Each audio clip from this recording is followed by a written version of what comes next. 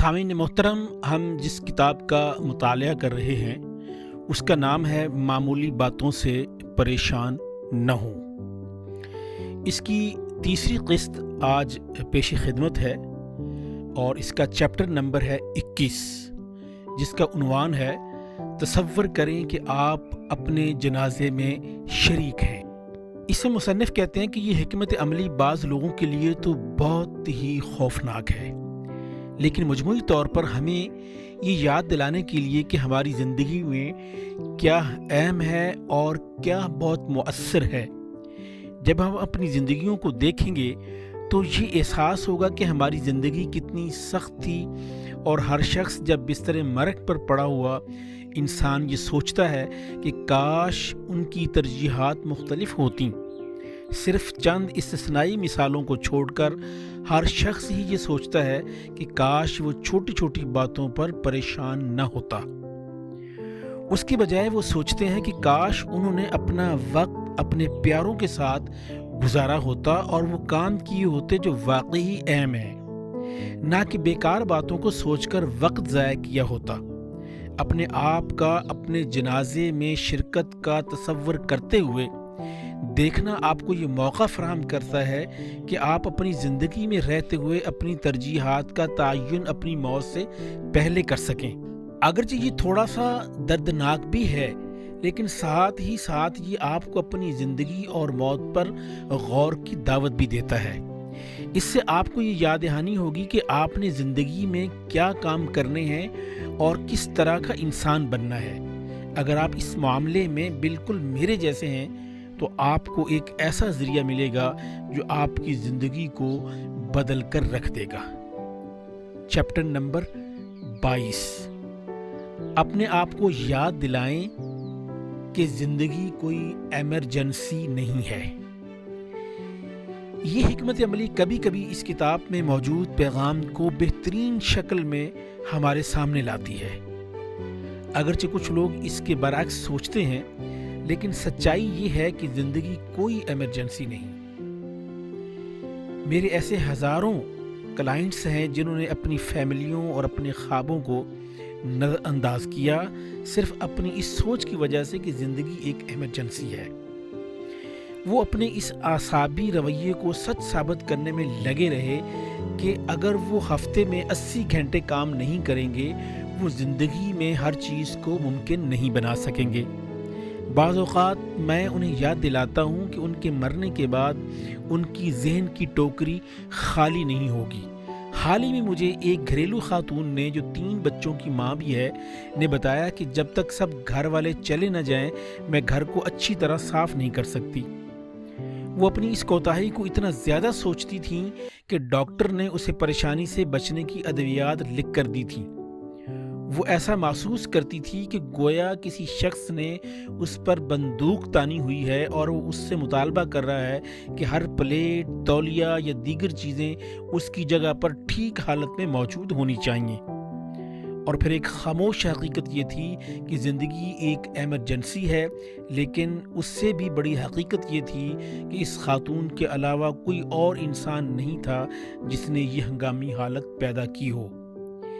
میں بشمول میرے کبھی کسی ایسے انسان سے نہیں ملا جس نے چھوٹے چھوٹے کاموں کو ایمرجنسی نہ بنا لیا ہو۔ ہم اپنے اہداف کو اتنی سنجیدگی سے لیتے ہیں کہ ہم زندگی سے لطف اندوز ہونا ہی بھول جاتے ہیں، اور ہم کچھ وقت فارغ بیٹھ کر ریلیکس کرنا بھی بھول جاتے ہیں۔ ہم اپنی چھوٹی چھوٹی ترجیحات کو اپنی خوش قسمتی سے مشروط کر دیتے ہیں، اور یا پھر اگر ہم اپنی ان ترجیحات پر پورا نہ اتر سکیں تو ہم اپنی ذات پر ظلم کرتے ہیں۔ زیادہ پرسکون اور خوش ہونے کے لیے یہ ضروری ہے کہ ہم اس بات کا اعتراف کریں کہ ہم اپنی ایمرجنسیوں کے خود پیدا کرنے والے ہیں۔ زندگی تو چلتی ہی رہتی ہے، اگر ہمارے پلان نہ بھی پورے ہوں، تاہم یہ بہت مددگار اور مفید ہے اگر ہم خود کو یہ یاد دلاتے رہیں کہ زندگی کوئی ایمرجنسی نہیں ہے۔ چیپٹر نمبر 23، ایک خیال کو کچھ عرصے کے لیے چھوڑ دیں اور پھر اس پر کام کریں۔ کسی خیال کو کچھ عرصے کے لیے چھوڑ دینے اور پھر اس پر کام کرنا بھی کسی حقیقت کو یاد رکھنے یا اپنی بصیرت کو بڑھانے کے لیے ایک اچھی حکمت عملی ہے۔ تاہم جب آپ سٹریس محسوس کریں تو یہ کسی کوشش کے بغیر اپنے دماغ کو استعمال کرنے کے لیے ایک مؤثر ترین تکنیک ہے۔ اس حکمت عملی کو اپنانے کا مطلب یہ ہے کہ آپ لمحہ موجود میں رہتے ہوئے کسی مسئلے کو حل کرتے ہیں اور ساتھ ہی ساتھ کوئی اور کام بھی کر رہے ہوتے ہیں۔ آپ کا ایسا خیال بالکل ایسے ہی کام کرتا ہے جیسے کسی چولہے کا بیک برنر کام کرتا ہے، یعنی ہلکی آنچ پر یہ کھانے کو پکاتا ہے، اس کے اجزاء کو مکس کرتا اور اسے لذیذ کھانے میں بدل دیتا ہے۔ آپ کھانے کو پکانے کا یہ طریقہ استعمال کرتے ہیں کہ کھانے کے تمام اجزاء کو برتن میں پھینک دیتے ہیں، انہیں مکس کرتے اور پکنے کے لیے چھوڑ دیتے ہیں۔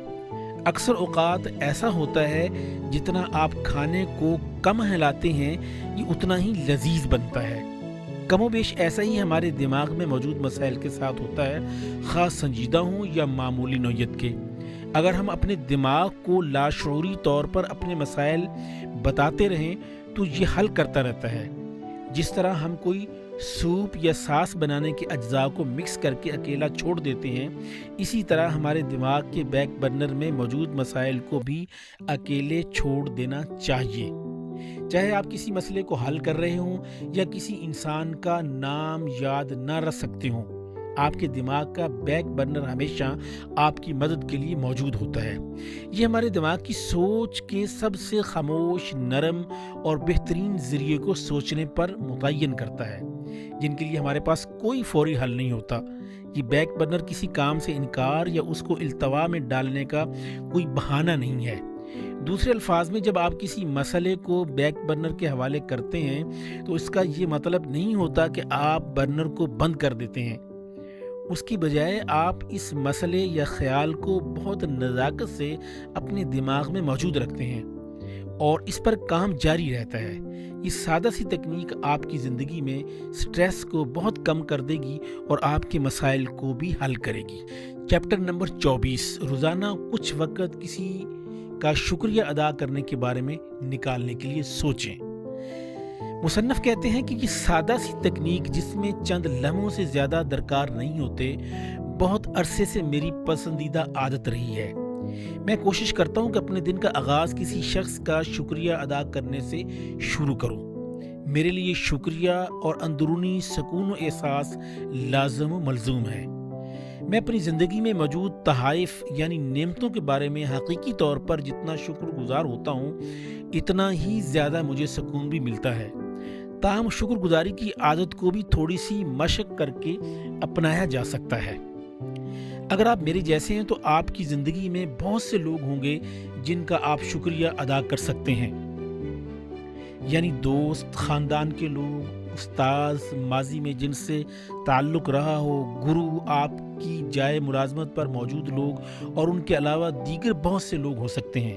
آپ خدا کا شکریہ اپنی زندگی میں موجود نعمتوں کی وجہ سے کر سکتے ہیں یا فطرت کی خوبصورتی کا شکریہ ادا کیا جا سکتا ہے۔ جب آپ کسی کا شکریہ ادا کرنے کا سوچتے ہیں تو یاد رکھیے کہ یہ کوئی بھی ہو سکتا ہے۔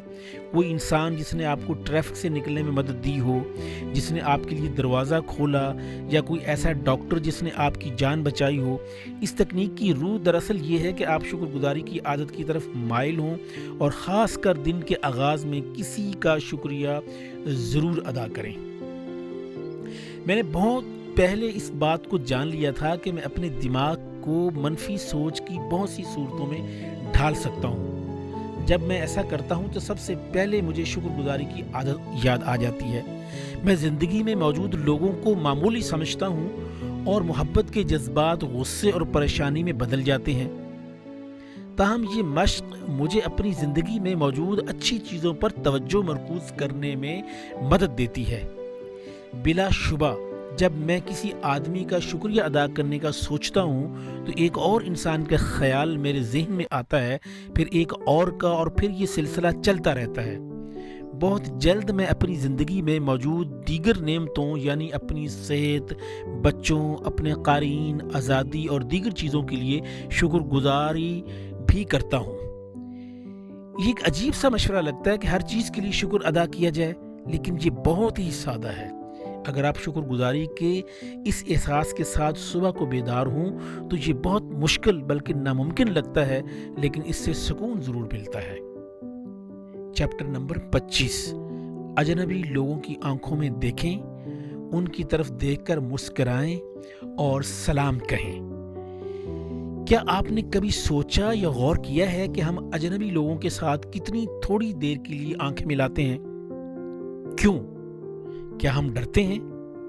ہم جن لوگوں کو نہیں جانتے ان کے لیے اپنے دل کے دروازے کھولنے کے لیے ہمیں کون سی چیز روکتی ہے؟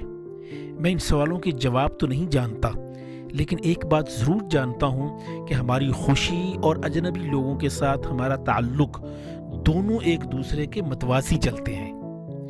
دوسرے الفاظ میں یہ بہت غیر معمولی بات ہے کہ ایک شخص جو اندرونی طور پر بہت خوش ہو اور پرسکون ہو، وہ غصے میں چل رہا ہو یا اس کا انداز ایسا ہو۔ میں یہ بھی تجویز نہیں کر رہا کہ بیرون سے زیادہ ہمیں اپنے اندرون کی جانب توجہ دینی چاہیے، کہ آپ کو دوسروں کے دن کو اچھا بنانے کے لیے اپنے بہت سے انرجی کو استعمال کرنا چاہیے، یا آپ کو یہ ظاہر کرنا چاہیے کہ آپ دوستانہ رویہ رکھتے ہیں۔ تاہم میں اس بات کا مشورہ دے رہا ہوں کہ اگر آپ اجنبی لوگوں کو بھی اپنے جیسا انسان سمجھیں اور ان کے ساتھ آنکھیں ملا کر نہ صرف ہمدردی اور مہربانی سے پیش آئیں بلکہ مسکراہٹ کا تبادلہ بھی کریں، تو اس سے آپ کی زندگی میں بہت مثبت تبدیلی آئے گی۔ آپ یہ جاننا شروع کریں گے کہ بہت سے اجنبی لوگ بھی آپ جیسے ہیں، یعنی ان کا بھی خاندان ہے، ان کو بھی کچھ خوف لاحق ہیں، ان کی بھی پسند اور ناپسند ہے، ان کو بھی پریشانیاں ہیں وغیرہ وغیرہ۔ آپ یہ بھی دیکھیں گے کہ لوگ کتنے اچھے اور شکر گزار ہوتے ہیں جب آپ ان کی طرف جانے کی پہل کرتے ہیں، جب آپ کو اس بات کا علم ہوگا کہ ہم سب ایک ہی جیسے ہیں تو ہمیں سب میں معصومیت نظر آئے گی۔ دوسرے الفاظ میں جب ہم کسی اور کی وجہ سے پریشان ہوں تب بھی ہم اپنے ارد گرد موجود لوگوں سے اچھا رویہ اپنائے رکھتے ہیں۔ اس کے علاوہ لوگوں میں معصومیت محسوس کر کے ہمیں اندرونی طور پر خوشی ملتی ہے۔ چیپٹر نمبر 26، روزانہ دن کا کچھ وقت خاموشی سے گزاریں۔ میں یہ تکنیک صبح کے 4:30 بجے لکھ رہا ہوں اور یہ میرے دن کا پسندیدہ وقت ہے۔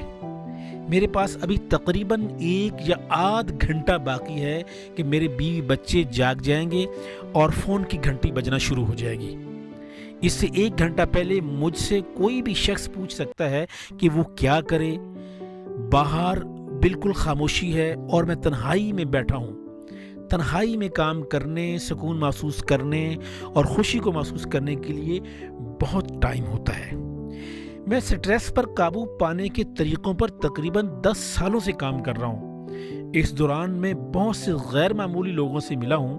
میں کسی ایک بھی ایسے شخص کا نام نہیں بتا سکتا جو اندرونی طور پر پرسکون ہو اور دن کا کچھ وقت خاموشی اور تنہائی میں وہ نہ گزارتا ہو۔ خواہ یہ 10 منٹ کے لیے یوگا کی مشق ہو، مظاہر فطرت پر غور کرنا ہو، یا باتھ روم کا دروازہ بند کر کے خاموشی سے غسل کرنا ہی کیوں نہ ہو۔ یہ وقت ہماری ذات کے لیے بہت قیمتی ہوتا ہے۔ تنہائی میں وقت گزارنے کے طرح یہ ہمارے سارے دن کے شور کو فلٹر کر دیتا ہے۔ ذاتی طور پر جب میں اپنے لیے ایسے وقت کا انتخاب کرتا ہوں تو یہ میرے باقی دن کو آسان بنا دیتا ہے۔ جب میں ایسا نہیں کرتا تو مجھے خود بھی فرق محسوس ہوتا ہے۔ ایسا کم ہی ہوتا ہے اور میں یہ اپنے دوستوں سے شیئر بھی کر چکا ہوں۔ بہت سے لوگوں کی طرح میں اپنے آفس آتے جاتے ڈرائیونگ خود کرتا ہوں۔ کام سے واپس گھر آتے ہوئے کچھ دور گاڑی روک لیتا ہوں، یہاں تک کہ منظر بہت پیارا ہے اور میں 1 یا 2 منٹ کے لیے رک کر اسے دیکھتا ہوں اور گہری سانس لیتا ہوں۔ ایسا کرنے سے میرے اعصاب تھکن سے فری ہو جاتے ہیں اور مجھ میں شکر گزاری کا احساس پیدا ہوتا ہے۔ میں نے یہ تکنیک ان درجنوں لوگوں کو بتائی ہے جو یہ شکایت کرتے ہیں کہ انہیں کوئی وقت نہیں ملتا۔ وہ گاڑی کو اپنے گیراج میں تیزی سے لے کر جاتے ہیں اور ریڈیو کی آواز ان کے کانوں میں گونج رہی ہوتی ہے۔ اب صرف چھوٹی سی عادت کو اپنا لینے سے وہ اپنے گھروں میں زیادہ پرسکون طریقے سے داخل ہوتے ہیں۔ چیپٹر نمبر 27، تصور کریں کہ آپ کی زندگی میں موجود لوگ شیر خوار بچے اور 100 سال کے بزرگ ہیں۔ میں نے یہ تکنیک کوئی 20 سال پہلے سیکھی تھی۔ یہ تکنیک دوسرے لوگوں سے متعلق اکتاہٹ کے تاثرات کو ذیل کرنے میں بہت ہی کامیاب ثابت ہوئی ہے۔ کسی ایسے شخص کے بارے میں سوچئے جو واقعی آپ کے لیے اکتاہٹ اور غصے کی وجہ بنتا ہے۔ اب آنکھیں بند کریں اور تصور کریں کہ وہ شخص ایک چھوٹا سا شیرخوار بچہ ہے۔ تصور میں دیکھیں کہ اس بچے کی چھوٹی چھوٹی اور معصوم آنکھیں ہیں۔ یہ بات بھی ذہن میں رکھیں کہ بچے غلطیاں کیے بنا نہیں رہ سکتے، اور ایک وقت ایسا تھا کہ ہم بھی بچے تھے۔ اب گھڑی کو 100 سال آگے گھما دیں۔ اب اسی آدمی کو 100 سال کے انسان کے طور پر سوچیں جو بستر مرگ پر پڑا ہے۔ اس کی معصوم مسکراہٹ پر غور کریں اور چھوٹی چھوٹی بوسیدہ آنکھوں میں دیکھیں جن سے اپنی غلطیوں کا اعتراف اور قبولیت ٹپک رہی ہے۔ یہ بات بھی جان لیجئے کہ ہم سب ہی بچے ہوں گے اور بوڑھے بھی ہوں گے، اور ہم غلطیاں بھی کریں گے اور انہیں قبول بھی کریں گے۔ آپ اس تکنیک سے کھیل سکتے اور مختلف انداز میں اسے استعمال بھی کر سکتے ہیں۔ یہ ہمیں ایک ضروری منظرنامہ فراہم کرتی ہے جس کے ذریعے ہم چیزوں کو دیکھ سکتے اور ہمیں ہمدردی کا احساس بھی ہوتا ہے۔ اگر آپ کا ہدف زیادہ پرسکون محبت کرنے والا شخص بنتا ہے تو ہمیں دوسروں کے حوالے سے منفی سوچیں نہیں اپنانی چاہیے۔ چیپٹر نمبر 28، پہلے بات کو سمجھیں۔ یہ تکنیک سٹیفن کوے کی کتاب پر اثر لوگوں کی 7 عادات سے لی گئی ہے۔ یہ تکنیک آپ کو زیادہ مؤثر اور مطمئن انسان بنانے میں بہت مددگار ثابت ہوگی۔ اس کا مطلب یہ ہے کہ آپ لازمی طور پر دوسروں کی بات کو سمجھتے اور زیادہ دلچسپی لیتے ہیں، بجائے اس کے کہ آپ ان کو اپنی بات سمجھائیں۔ اس کا مطلب یہ بھی ہے کہ اگر آپ کوالٹی چاہتے ہیں، ایسی گفتگو یا رابطہ رکھنا چاہتے ہیں جو آپ کے لیے اور دوسرے لوگوں کے لیے فائدہ مند ہو، تو ضروری ہے کہ آپ پہلے دوسروں کو سمجھیں۔ جب آپ یہ سمجھتے ہیں کہ لوگ کہاں سے آ رہے ہیں، وہ کیا کہنا چاہتے ہیں، ان کے لیے کیا اہم ہے، وغیرہ وغیرہ، تو آپ کی بات کو سمجھا جانا بھی ایک فطری عمل ہے۔ جب آپ اس عمل کو الٹ کر دیتے ہیں، جو ہم میں سے اکثر لوگ اکثر اوقات کرتے ہیں، تو آپ تانکے کو گھوڑے کے آگے جوت رہے ہوتے ہیں۔ جب آپ سمجھنے سے پہلے سمجھانا چاہیں گے تو اس عمل میں لگنے والی قوت کو، کوشش کو آپ اور مخاطب شخص دونوں ہی محسوس کریں گے۔ رابطہ ختم ہو جائے گا اور نتیجہ 2 اناؤں کی جنگ کی صورت میں سامنے آئے گا۔ میں ایک شادی شدہ جوڑے کی کونسلنگ کر رہا تھا جنہوں نے اپنی شادی کے 10 سال اپنے اخراجات کے بارے میں لڑتے جھگڑتے گزار دیے تھے۔ وہ آدمی نہیں سمجھتا تھا کہ اس کی بیوی ایک ایک پائی جوڑنا کیوں چاہتی ہے، اور بیوی یہ نہیں سمجھتی تھی کہ اس کا شوہر اتنا فضول خرچ کیوں ہے۔ ان دونوں کی جانب سے پیش کیا جانے والا جواز پریشانی کی نظر ہو گیا تھا۔ اگرچہ بہت سے مسائل اس جوڑے کے مسائل سے کہیں زیادہ مشکل تھے، لیکن ان کا حل بہت آسان تھا۔ کوئی بھی سمجھنا نہیں چاہتا تھا کہ ان کو یہ بات سمجھنے کی ضرورت تھی کہ وہ اپنی وضاحتوں کو چھوڑ کر ایک دوسرے کی بات کو سنیں۔ اپنی پوزیشن کا دفاع کرنے کی بجائے دونوں کو یہ چاہیے تھا کہ وہ دوسروں کی بات کو سمجھیں۔ میں ان کو یہی بات سمجھانے میں کامیاب ہو گیا۔ اس کا شوہر یہ بات سمجھ گیا کہ بیوی یہ چاہتی ہے کہ وہ اپنے والدین کے معاشی حالات کو سدھارنے کے لیے کچھ رقم بچائے، اور عورت کو یہ بات سمجھ آ گئی کہ اس کا شوہر اس شرمندگی سے بچنا چاہتا ہے، وہ یہ نہ سوچے کہ وہ اپنے باپ کی طرح اپنی بیوی کا خیال نہیں رکھ پاتا۔ مرد چاہتا تھا کہ اس کی بیوی کو اس پر فخر ہو۔ جب ان دونوں نے ایک دوسرے کو سمجھ لیا تو ان کی پریشانی ایک دوسرے سے الفت اور محبت میں بدل گئی۔ اب ان کی آمدن اور اخراجات میں بہت اچھا توازن ہے۔ بات کو سمجھنے کا مطلب یہ نہیں ہے کہ کون غلط ہے اور کون درست۔ یہ مؤثر املاک کا فلسفہ ہے۔ جب آپ اس تکنیک کو استعمال کریں گے تو آپ جان جائیں گے کہ لوگ سنانا اور سمجھانا چاہتے ہیں۔ یہ ہمارے رشتوں کو بہتر اور مضبوط بنائے گا۔ چیپٹر نمبر 29، ایک اچھا سامع بنیے۔ میری پرورش اس یقین کے ساتھ ہوئی کہ میں بہت اچھا سامع ہوں۔ اگرچہ میں یہ دعویٰ کر سکتا ہوں کہ میں آج سے 10 سال قبل کی نسبت ایک اچھا سامع ہوں، لیکن ابھی بھی میں ایک واجبی سا سامع ہوں۔ مؤثر سماعت کی خوبیوں میں ایک یہ بات بھی شامل ہے کہ لوگوں کی باتوں کی وضاحت نہ کی جائے، یا جب وہ بات کر رہے ہوں تو ان کے جملوں کو مکمل نہ کیا جائے، یا ختم ہونے سے پہلے خود بات نہ کی جائے، یا دوسروں کی بات اور خیال کو تحمل سے سننے کا نام ہے، نہ کہ بے صبری سے اپنی باری کا انتظار کرنا کہ کب بولنے کا موقع ملے۔ بعض اوقات علامتی طور پر جب ہم سننے میں ناکام ہو جاتے ہیں تو ہماری زندگی بھی ناکام ہو جاتی ہے۔ ہم اکثر اوقات ابلاغ کو ایسے سمجھتے ہیں گویا یہ ایک دوڑ ہے، اور یہ بھی لگتا ہے کہ ہم دوسرے کی بات کے مطلب اور مفہوم کو مکمل طور پر سمجھتے بھی نہیں کہ خود بات کرنا شروع کر دیتے ہیں۔ حال ہی میں اور میری بیوی ایک کیفے میں کھانا کھانے گئے تو ہم چپکے سے ارد گرد موجود لوگوں کی باتیں سننے لگے۔ ایسا محسوس ہوتا تھا کہ کوئی بھی شخص دوسرے کو سن نہیں رہا بلکہ بولنے کے لیے اپنی باری کا انتظار کر رہا ہے۔ میں نے اپنی بیوی سے پوچھا، کیا میں بھی ایسا کرتا ہوں؟ اس نے ہلکی سی مسکراہٹ سے جواب دیا، کبھی کبھی۔ اپنے جوابات کی رفتار کو کم کرنے اور اپنے سننے کی صلاحیت کو بڑھانے کا مطلب یہ ہے کہ آپ ذہنی طور پر پرسکون شخص بن جاتے ہیں۔ یہ آپ سے پریشر کو ختم کر دیتا ہے۔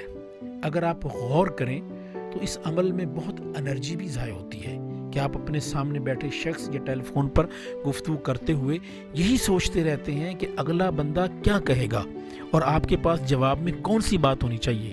لیکن اگر آپ اس شخص کی بات کے ختم ہونے کا انتظار کریں اور بجائے اس کے کہ آپ تحمل سے بات کو سنیں تو آپ پر سے پریشر ختم ہو جائے گا۔